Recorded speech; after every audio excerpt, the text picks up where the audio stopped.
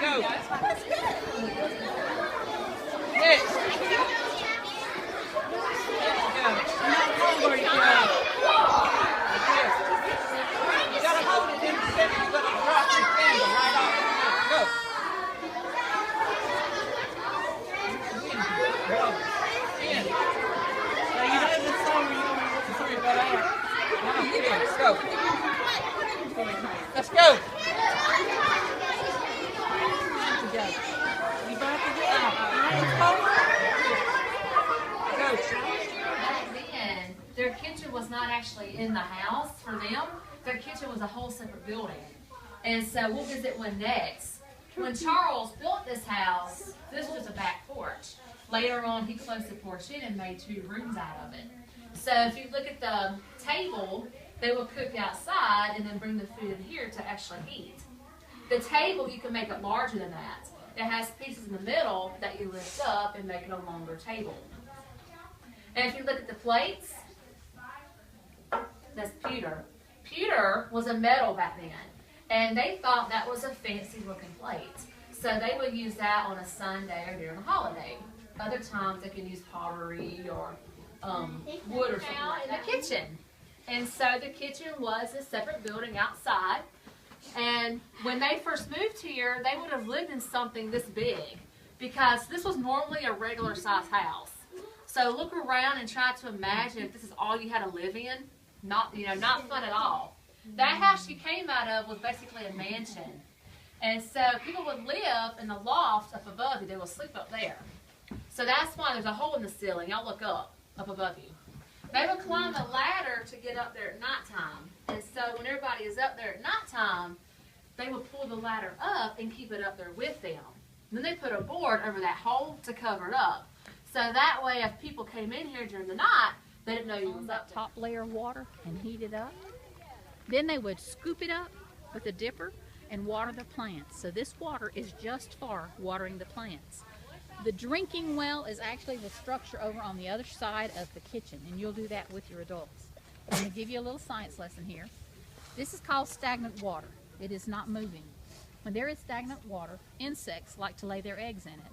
If they lay their eggs in it, they of course are going to make new insects, particularly mosquitoes. You don't have to worry about, please don't stick anything into it. We don't need anything that's added to it. It's been cold enough that we don't have to worry about that right now. The cold weather kills out the insects and it kills out their eggs. That they all will go to. This building though wasn't originally here. It was about a mile from here. And so we had to move it closer for you to look at. But he taught his own children plus other children around the area. So this would have been for everybody. And back then, you would study about the simple stuff like reading and writing and math, and then like science. But there really weren't a lot of books back then, so you didn't have a lot of books to read out of. You had to find stuff outside, take it to school, and then study about it, or what it was that way instead of reading it in a book. And so that's why you see the stuff over there. Well, they cut down the trees, and they started to build this house.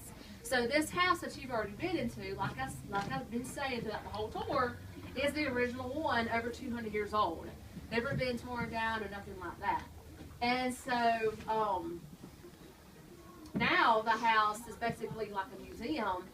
But was the Charles and Mary Moore that lived here, they died in 1805. When they died, all 10 children were already grown up and moved out.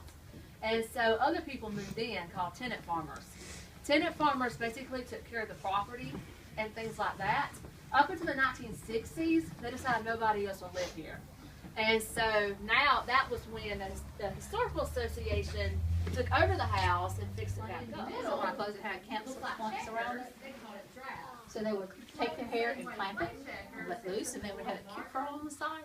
But they had to be careful of 2 things. If they heated it too much and touched their hair, it would singe their hair off. Also, if they touched their skin and it got infected, got burned and got infected, they could actually die from that. So they had to be careful. Hanging off the hook right here, next to our young lady with the red jacket, is a Betty lamp. This is sort of like their flashlight. They would put animal fat inside that as the fuel. When they lit the wick, it would stink like you were burning meat. smoke like you were burning meat, but it would give a faint enough light that they could put that hook on your finger and walk around with it. On the wall is a picture of that man. That's Thomas More. He's one of the sons that lived here. He was a general for the War of 1812. That's a picture of what he looked like. Back behind here's some books. Those are very old books, and that would have been a lot back then for someone to own because books were expensive. And so that would have been a lot, though. And those are basically books on like educational purposes, like school books. They didn't really have any storybooks that much. Beside the bookcase, there's two more pictures. The top picture is Kate Moore Berry. She's the oldest daughter. Crosses underneath the mattress to hold it up.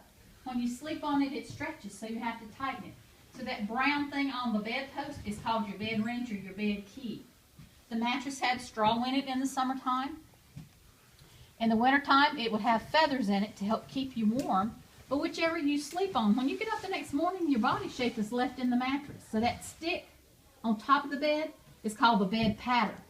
That's what he would use to pop across the top of the bed to smooth the bed up. But also you're doing another important thing. The straw mattress has a tendency to get a bug in it called the bed bug. When you're hitting it, you're knocking those bugs down to the bottom of the bed. But when somebody would lay down at night, their body heat would be there and those bugs would start crawling up through the body heat. If they get up to you the next morning, what are they going to do? Bite you. So that was an incentive to get up early. Thus, sleep tight. Don't let the bed bugs bite.